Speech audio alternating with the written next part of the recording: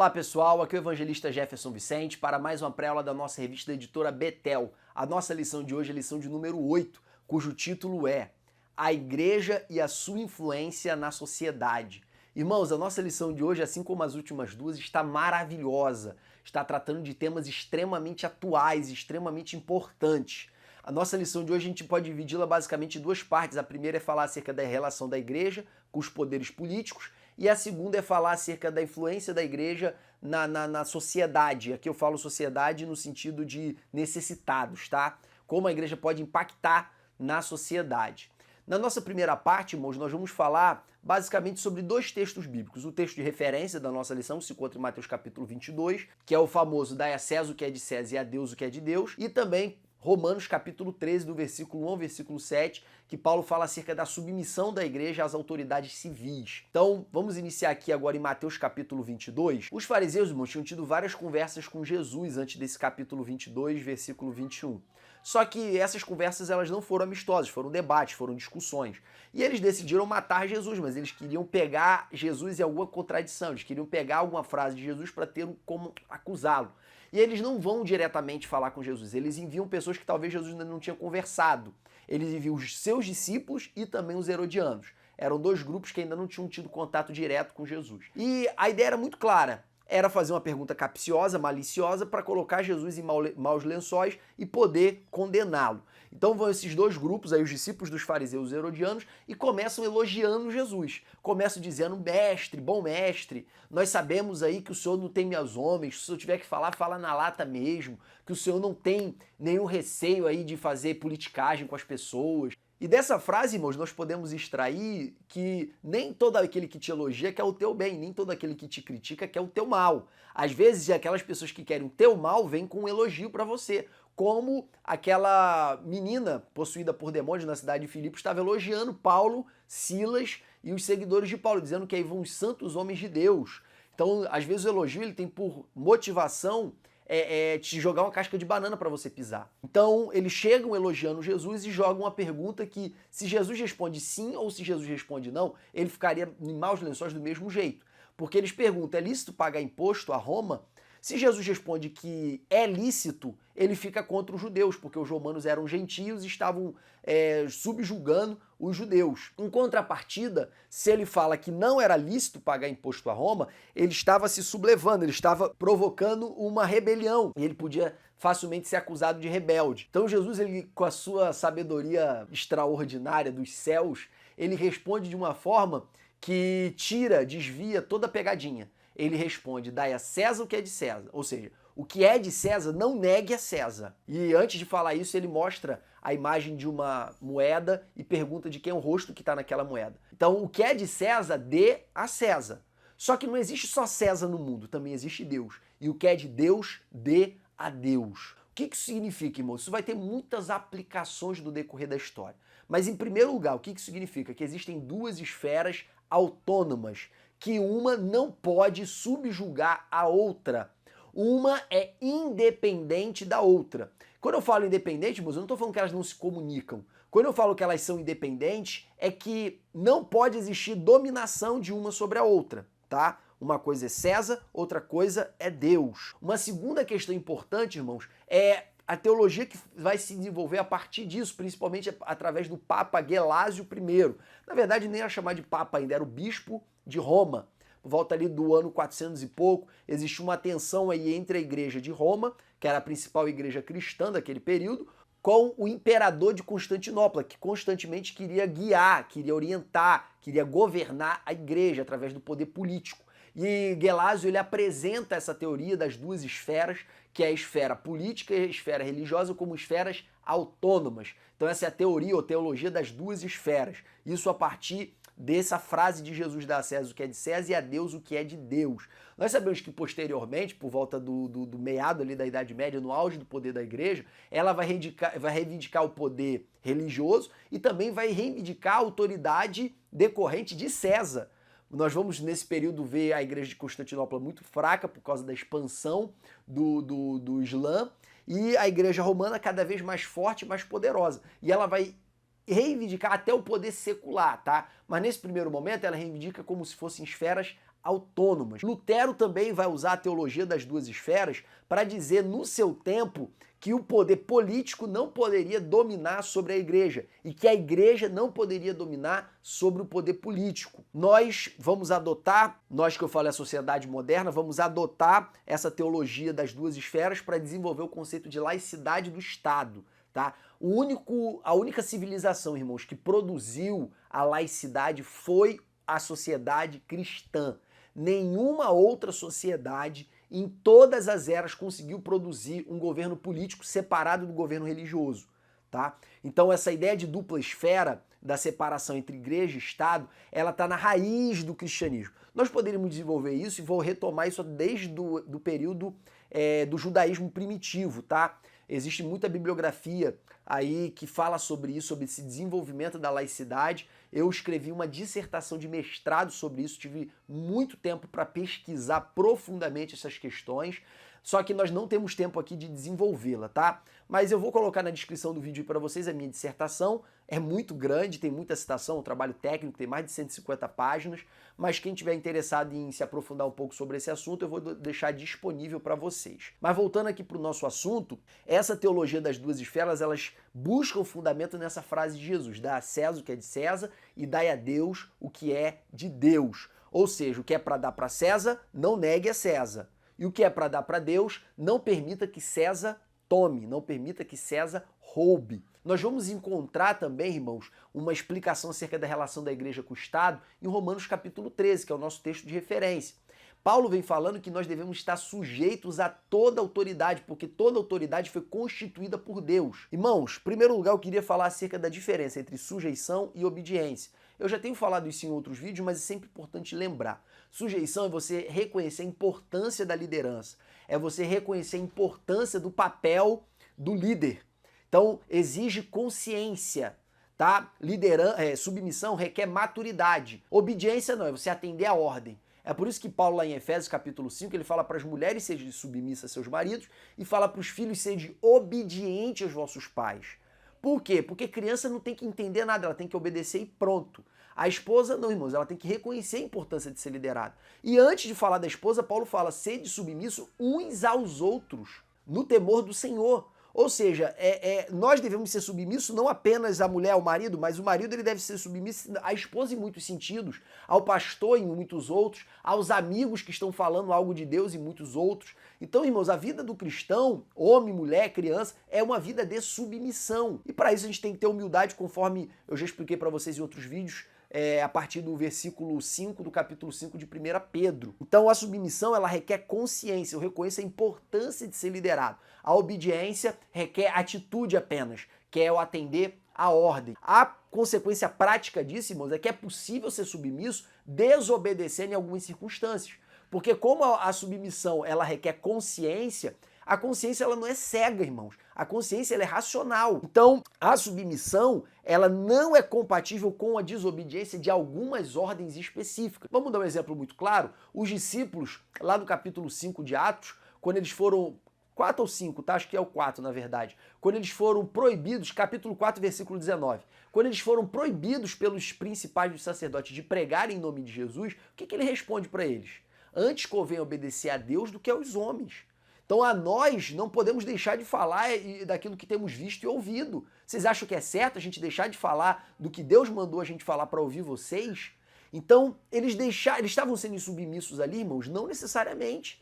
Você vê, irmãos, que eles eram submissos às autoridades. O próprio Pedro, na sua carta, lá no capítulo 2, ele fala para que todo cristão esteja submisso a todas as autoridades. Então eles não eram contra a submissão, eles não eram rebeldes do ponto de vista de não reconhecer a autoridade civil. Eles eram submissos, mas desobedecendo ordens manifestamente equivocadas. E aqui vem uma questão importante, irmãos. Toda pessoa submissa, ela tem o dever de desobedecer ordens manifestamente ilegais.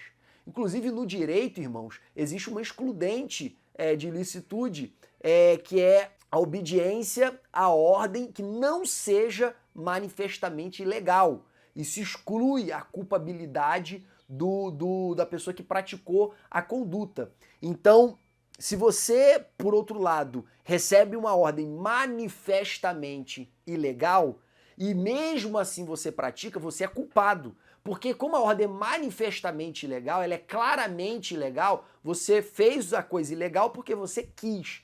Você tinha consciência que aquilo era errado. Então, se você fez porque você quis, você responde por aquilo. Da mesma forma é no reino de Deus, irmão. Se os discípulos tivessem se calado e parassem de pregar em nome de Jesus, eles iam responder perante Deus. Agora, quando a ordem não é manifestamente legal, irmãos, obedece. Submissão é isso. Ah, mas eu não concordo. Ah, mas eu não gosto. Não importa se você não gosta, se você não concorda. Seja humilde, irmãos, e obedece. Tá? Eu poderia falar aqui muita coisa sobre submissão, já tenho falado sobre isso em outros vídeos, tá? Mas aqui não dá tempo da gente desenvolver.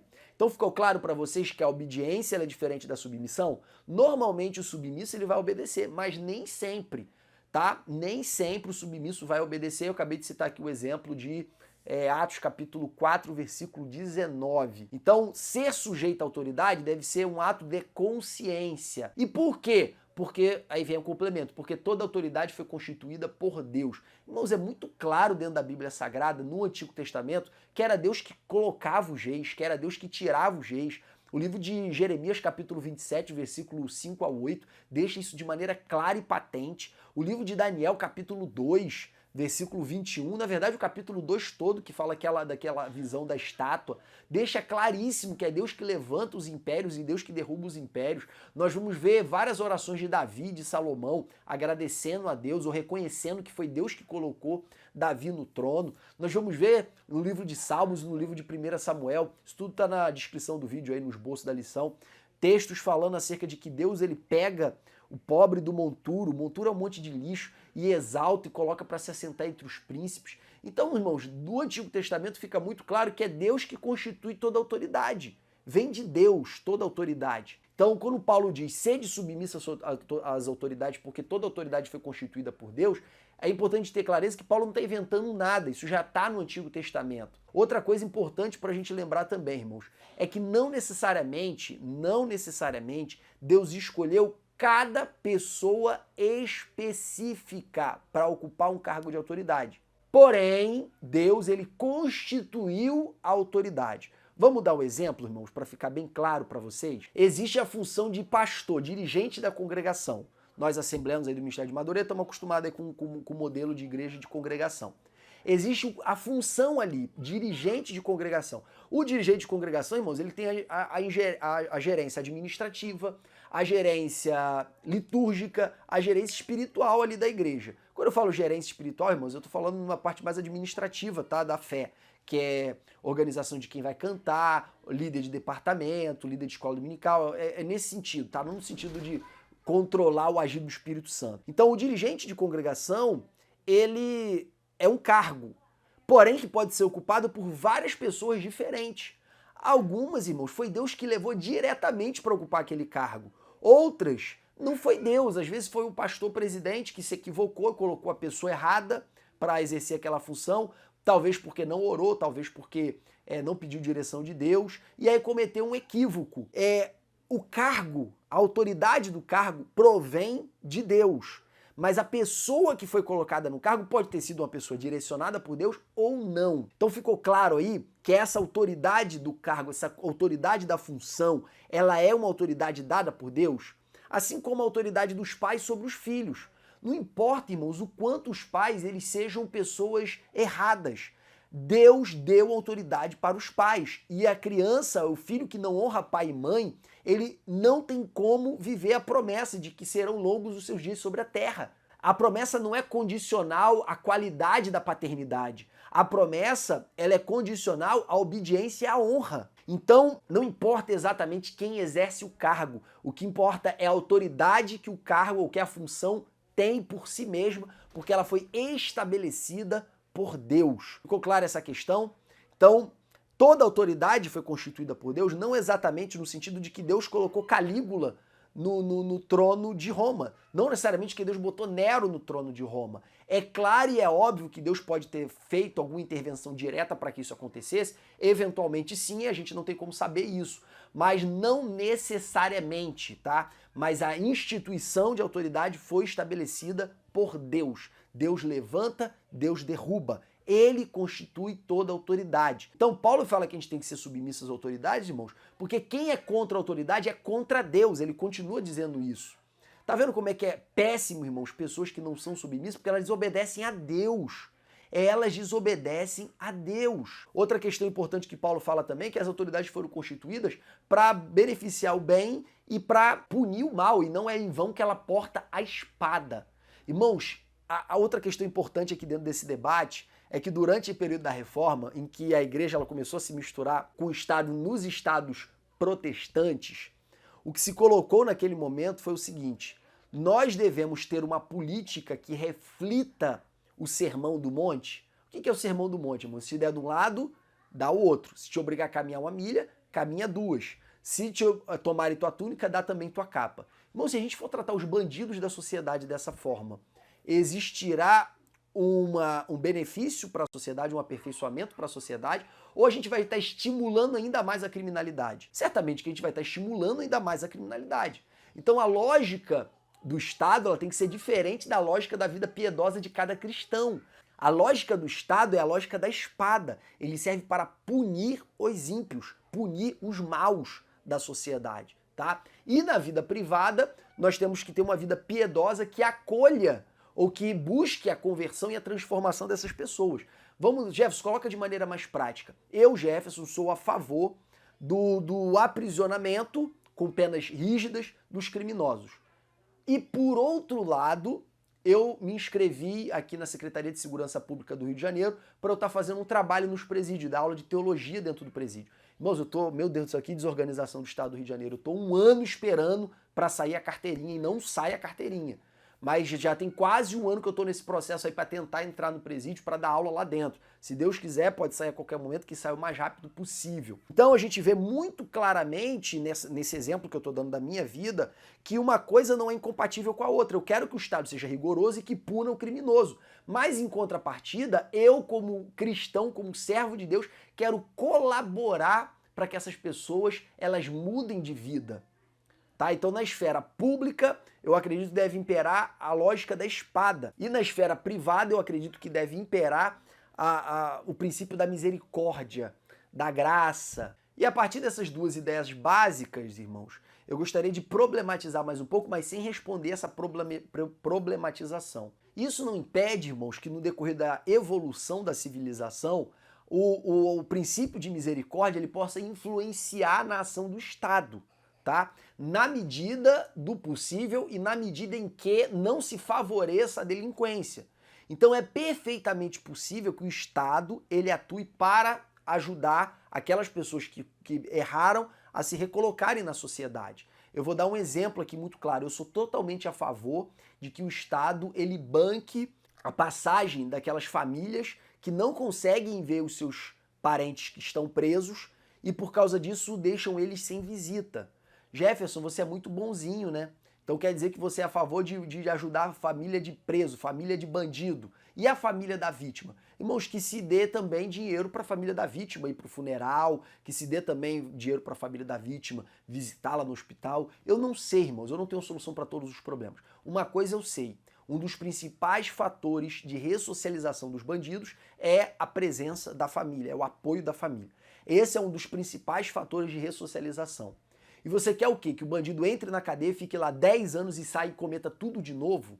É isso que a gente quer? Ou a gente quer que a nossa sociedade evolua e melhore? Então tudo que a gente puder fazer, irmãos, para evitar que esse criminoso ele volte a delinquir, a gente tem que fazer. Irmãos, nós somos daqueles que acreditam na parábola do filho pródigo. Nós somos daqueles que acreditam na parábola das 100 ovelhas. Nós somos daqueles que acreditam na parábola da dracma perdida. Nós somos daqueles que o reino de Deus veio para os pobres de espírito. Isso inclui os publicanos, os pecadores, os ladrões.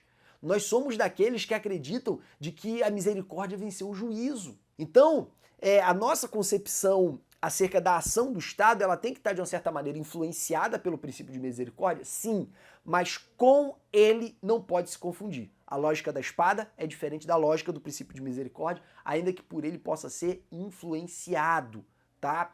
Então, dito essa problematização, por que eu chamei de problematização? Porque eu não posso dizer para você como deve ser feito na prática. Eu citei o exemplo da passagem, mas isso também vai ter várias outras repercussões, tá? Como progressão da pena, indulto e várias outras questões que na prática são extremamente controvertidas. Mas voltando aqui para o ponto da onde eu parti, é que o Estado ele se orienta pela lógica da espada, tá? Ele se orienta pela lógica da espada. E avançando aí no texto de Paulo, Paulo vai dizer também que essa obediência a nós não deve ser só por medo, mas por consciência. E aqui eu quero voltar ao que eu falei sobre a submissão. A submissão, ela requer maturidade, ela requer consciência. Paulo ele fala isso agora de maneira explícita, que a gente não deve submeter as autoridades apenas por medo da espada, apenas por medo da punição. E aqui, irmãos, eu quero fazer uma meia-culpa. Eu tenho muita dificuldade de obedecer regra de trânsito, de obedecer limite mínimo, máximo de velocidade, de respeitar sinal, ainda mais quando não tem ninguém passando. E, infelizmente, o Espírito Santo tem me cobrado isso para eu mudar. E eu quero fazer aqui um compromisso com vocês de que eu vou melhorar nessa área, eu vou melhorar nessa parte. Por quê, irmãos? Porque até obedecer às ordens de trânsito é se submeter às autoridades. Olha como é que a gente às vezes fala só de bandido, às vezes a gente fala só de criminoso de alto calibre e se esquece da submissão nas coisas mais triviais da vida. E eu me enquadro entre essas pessoas que desobedecem essas questões mais triviais da vida, como as regras de trânsito. Aqui eu não estou falando, irmão, de praticar racha, pega, andar em altíssima velocidade, não é isso. Mas até as regras mais básicas, que aparentemente não representam nenhum perigo para a sociedade, devem ser obedecidas e respeitadas. Avançando aqui nessa questão ainda, Paulo fala: a quem vocês deverem, paguem. A quem tributo, tributo. A quem imposto, imposto. A quem honra, honra. Então, se você vê alguma autoridade civil te cobrando imposto, pague a ela. Se você vê alguma autoridade civil numa posição de honra, honre a ela. Você tem o dever de dar para essa pessoa aquilo que ela é digna de receber. E essa dignidade não vem necessariamente, irmãos, por ser quem ela é, e sim pela posição que ela ocupa. E aqui eu quero fazer uma distinção entre dar honra a quem tem honra por causa da posição e dar honra a quem tem honra por causa do mérito pessoal. Irmãos, são duas coisas completamente distintas. Dar honra a quem tem honra por causa da posição, ela é, na verdade, se comportar de acordo com os protocolos do seu tempo, com os protocolos da sua época. Então, nos períodos dos reis de Israel, os homens eles se prostravam diante dos reis. Eles se prostravam diante de Davi, se prostravam diante de Salomão, com os joelhos em chão e rosto em terra. E Deus nunca recriminou isso. Mas você vai ver lá no período dos apóstolos, por exemplo, quando Pedro vai para a casa de Cornélio e os homens se prostram diante dele, ele não aceita aquela ação de Cornélio. Levantem-se que eu sou homem como vós. Quando Paulo, lá em Listra ou Derbe, eu esqueci o nome da cidade, é uma dessas duas, ele faz um milagre e os homens eles trazem sacrifícios para ele e para Barnabé, Paulo ele rasga suas vestes com Barnabé e fala: vocês estão loucos, nós somos homens como vocês, não façam tal loucura. Nós vemos também, mais à frente, outros textos, como por exemplo, no momento em que João se prostra diante do anjo, lá em Apocalipse capítulo 19, o anjo fala: de forma alguma se prostre diante de mim, porque eu sou o vosso conservo. Eu não sou digno de adoração. Então, irmãos, é patente isso, é muito claro isso, de que em alguns contextos históricos o protocolo de honra é um protocolo mais acentuado de humilhação de quem está oferecendo a honra. Em outros contextos históricos, esses mesmos atos vão parecer absurdos, tá? Isso vai ter uma implicação prática na nossa vida, da nossa igreja hoje. Quando você entra dentro de uma sala de audiência e o juiz entra na sala, eu falo isso porque eu sou advogado, irmãos.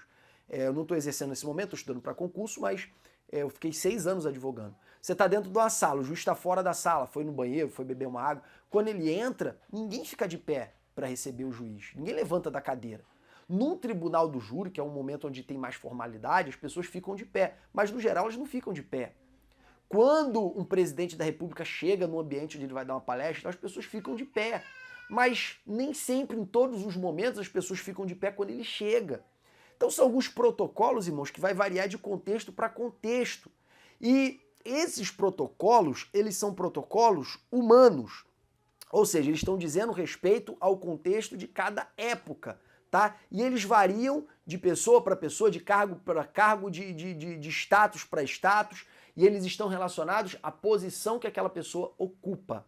Já na honra pela dignidade pessoal, ela é diferente, ela é pelo mérito. Você acha correto eu honrar o médico que salvou a vida do meu filho e dar a mesma honra para o dono do hospital que não fez nada de específico para ajudar o meu filho? Ele só manteve as coisas do jeito que são. Tratou meu filho como tratou mais os outros 1000 ou 1 milhão de pacientes que passaram por aquele hospital. Fez nada de específico. Só porque ele é o dono do hospital, ele merece a mesma honra, mesmo agradecimento do que o médico que às vezes passou horas numa sala de cirurgia cuidando da saúde do meu filho? É claro que não, isso é desproporcional. E por que, Jeff, você está falando isso? Porque eu quero voltar agora para as nossas igrejas. Irmãos, se você quiser honrar o seu líder por algo extraordinário, especial que ele fez pela sua vida, honre o seu líder por algo extraordinário, especial que ele fez para a sua vida. Por exemplo, às vezes uma pregação do seu pastor mudou a tua história, mudou o teu rumo, mudou a tua vida. Amém, mas se você é grato por ele por causa disso, demonstre essa gratidão da maneira mais visível possível, porque é bonito isso. Agora, irmãos, fazer um conjunto de homenagens que dizem respeito não a quem não a quem aquela pessoa é para mim, e sim por causa do cargo e da função dela, é um exagero, irmãos, que beira aí a confusão com a bajulação. Às vezes a gente presencia em aniversários de pastores, aniversário de pastoras, irmãos, um conjunto de homenagens por um montão de gente que passa o ano inteiro falando mal e reclamando do líder. E aí no dia do aniversário, irmãos, chove elogios, chovem palavras de admiração e de gratidão, quando na verdade sabe que não tem gratidão nenhuma. Irmãos, isso é hipocrisia, isso tem nome. O mundo, irmãos, acho que qualquer pessoa ímpia que chega dentro da igreja no dia de culto de homenagem, se ela não é parente da pessoa homenageada, ela só foi lá assistir um culto, ela vai ficar boquiaberta com o nível de exagero que existe em algumas igrejas. Por quê? Porque querem prestar homenagem para a pessoa que exerce um cargo, como se aquela pessoa que exercesse o cargo tivesse salvado a vida dela. E isso, irmãos, não acontece necessariamente. Às vezes o pastor é uma bênção, mas ele não teve nenhuma ação especial sobre a vida de quem está sendo homenageado. Jefferson, por que você está reforçando isso? Porque eu escrevi um estudo sobre honra. Eu vou colocar esse estudo aqui na descrição do vídeo para vocês, e eu estou colocando essas questões para alertá-los de que, às vezes, a honra não é honra, ela é bajulação, tá? Em contrapartida, quem pode honrar e não honra está cometendo pecado, porque ela está desobedecendo a Deus. Então é importante a gente ter uma compreensão exata do que é honra e do que é bajulação. Então, vamos ter cuidado com essa questão de honra. Eu poderia falar aqui mais 1 hora sobre isso, porque eu estudei bastante sobre o assunto e coloquei na descrição do vídeo justamente porque eu não vou ter tempo de desenvolver. Mas enfim, a quem tributo, tributo, a quem imposto, imposto, a quem temor, temor, a quem honra, honra. Está falando das autoridades civis. Mas existem vários outros versículos mandando honrar os presbíteros, que são os líderes, mandando honrar pai e mãe, mandando honrar a esposa como vaso mais frágil, mandando honrar a todos. 1 Pedro capítulo 2, versículo 7 fala para honrar a todos. E é importante ter consciência do seguinte, irmãos, eu tenho o dever de honrar quem merece honra, mas aquela pessoa, ela não tem direito de me cobrar honra, porque Filipenses capítulo 2, versículo 3 fala para a gente considerar cada um o outro superior a si mesmo.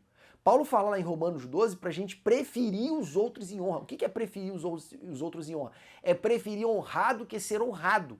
Então, no meu coração, eu não tenho que buscar reconhecimento. Então, fechando essa questão da honra, nós vamos agora para o nosso tópico 2, que fala acerca do papel social da igreja, do impacto da igreja na sociedade, tá?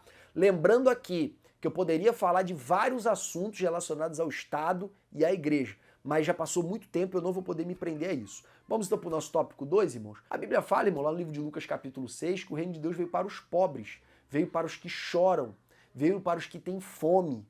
Quando a Bíblia fala que o reino de Deus vem para os que choram, para os que têm fome, para os que são pobres, ali não está falando, irmão, de pobreza de espírito, não. Mateus fala do pobre de espírito. Lucas está falando do pobre de dinheiro. Existe uma predileção do reino de Deus pelos pobres. Tanto isso é verdade, irmãos, que Jesus ele andou entre os pobres, viveu como um pobre, puxou, extraiu seus discípulos, a maioria entre os pobres, entre os pescadores. Jesus, irmãos, ele verdadeiramente tinha como missão anunciar o evangelho aos pobres. Quando João Batista envia os discípulos para perguntar para Jesus se ele realmente era o Messias que haveria de vir ou se eles deviam esperar outro, Jesus fala das curas, mas ele também fala, e o evangelho é anunciado aos pobres. Isso era uma das marcas do messianato de Jesus. Então o reino de Deus ele veio para os pobres em preferência. E as riquezas, irmãos, de acordo com o ensinamento de Jesus, eram na verdade um obstáculo para a pessoa entrar no reino de Deus. É por isso que Jesus fala que é mais fácil um rico, um camelo entrar no buraco de uma agulha do que um rico entrar no reino dos céus. Então é muito difícil o reino de Deus ele se abrir para o rico, porque o rico tem um coração na riqueza. A nosso tesouro, o nosso coração está, irmãos, aonde está o nosso tesouro.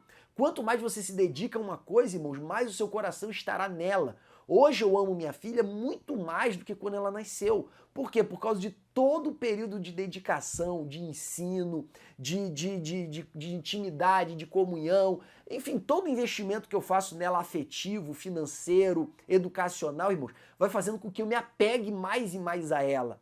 Porque aonde está o teu tesouro, aí está o teu coração. Aonde está o teu investimento, aí está o teu coração. É isso que Jesus está falando.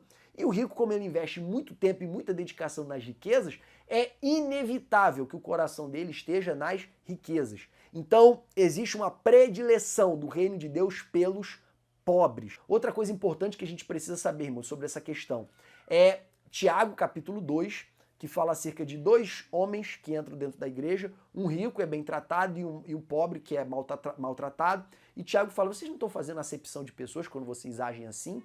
Quando o Tiago fala da fé, ele fala também, se entrar um pobre na sua igreja com fome, sem roupa, necessidade, você disser para ele, vai embora, pode ir, vai que Deus te vista, que Deus te alimente, que Deus te sustente.